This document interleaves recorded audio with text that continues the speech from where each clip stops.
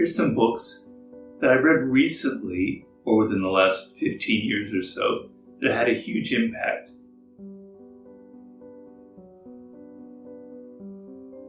And as you know, probably my favorite writer, the one who has stuck with me throughout all of these years, is Friedrich Nietzsche.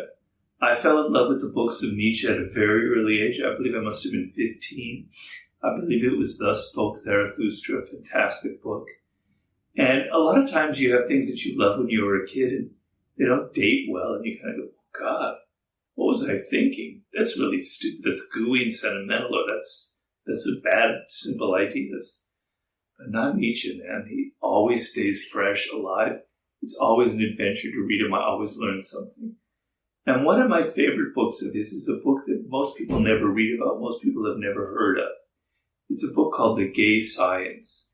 It comes from the French expression, the gay savoir, which in the Middle Ages was a form of the gay scientia, learning that was kind of happy learning, that was not this sense of learning that's kind of tight and constricted and boring, but learning about life and excitement and wisdom.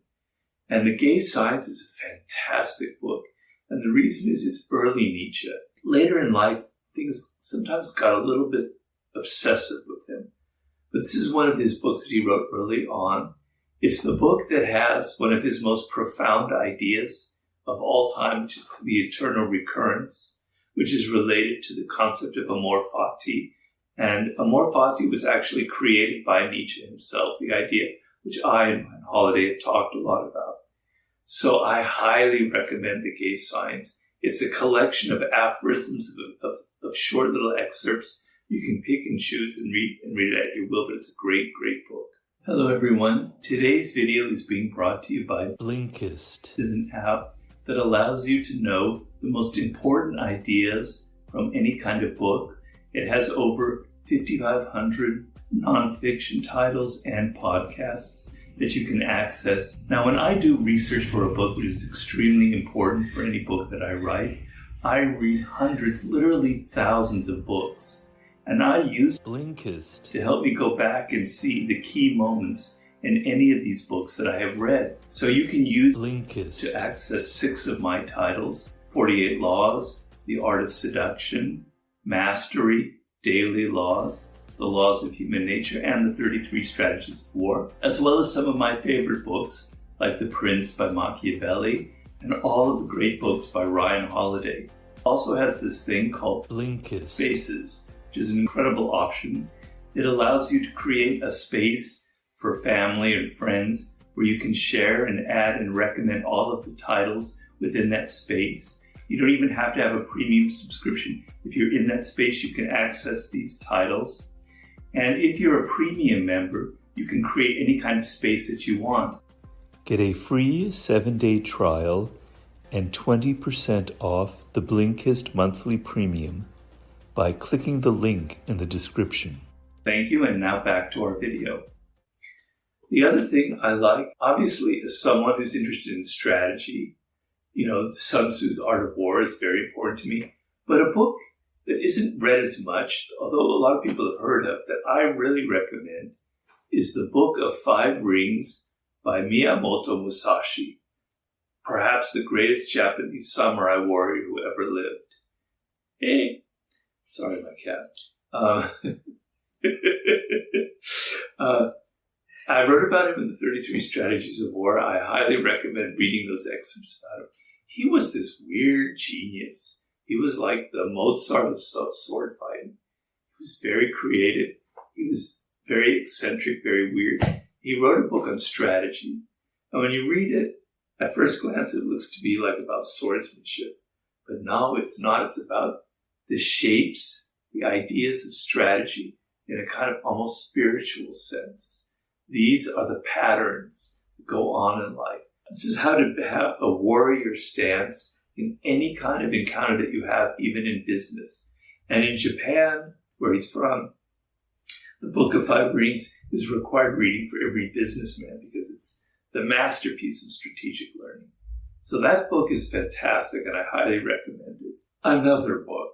Well, I read a lot of biographies, and some biographies are really boring, and some biographies are really exciting and kind of bring history to another level. And if you want to read about one of perhaps the most evil person that ever lived in the history of mankind, and evil is fascinating, it's fascinating to all of us, the dark side, that character would be Joseph Stalin. And there's a biography, it's on my shelf, I believe the author is Boris Berezovsky, but we will confirm that for you, okay? It's a biography that came out, I don't know, 30 years ago or so. And there have been biographies since, but nothing compares to this book. I believe it came out in the late 80s or early 90s when all this new information was just being divulged. It is the most terrifying read you can ever imagine of certainly the most evil, maniacal person who ever lived in the history of mankind. We often think of Hitler. It's hard. You can't compare evil. It's on its own level. And Hitler is up there, obviously. He's certainly perhaps the most evil person. But Stalin is responsible for even more deaths than Hitler when it comes to the great famine that struck Ukraine in the early 1930s and all of the people that he executed in the gulags, etc. He is a monster, but he has a logic to him. He's a real person. He has a history, a biography. And all of it, some of it wasn't so bad. There's a reason behind it. But it is a fascinating, chilling read. Check, I believe it's just called Stalin. It's by Boris Berezovsky. Fantastic read. Another thing on the level of biography, because I want you to be interested in history. Because history is a subject that people don't read now anymore because we're so obsessed with our present, with the narcissism of our culture, where everything seems to be about who we are right now in 2023. And reading history gives you a sense of proportion of what was going on in the past and how different things were back then. And one of my favorite biographers that I think you absolutely have to read is the writer Stefan Zweig. He was an Austrian writer in the most active, I believe, in the 1920s, 30s. He was also a poet and a novelist, a brilliant man creative. He wrote some of the best biographies ever. He wrote a biography of Fouché, which you've read. If you've read the 48 Laws of Power, you know this Talleyrand story about Fouché. But my favorite biography of his is his biography of Marie Antoinette. I believe it's just called Marie Antoinette. I've read it in French and I've read it in English.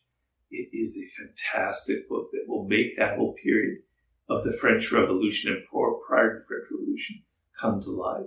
Stefan Zweig is absolutely required reading.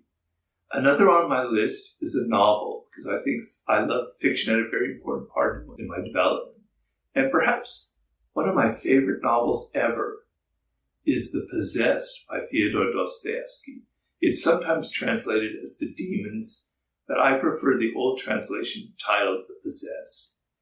It is a fantastic book. It is, obviously you know that I am attracted to the dark side of human nature. This is an exploration of these anarchists, these revolutionaries in Russia in the 1860s. It's absolutely fascinating. These characters are unforgettable. I still think about them. These really evil, amazing characters. Kirillov, the man.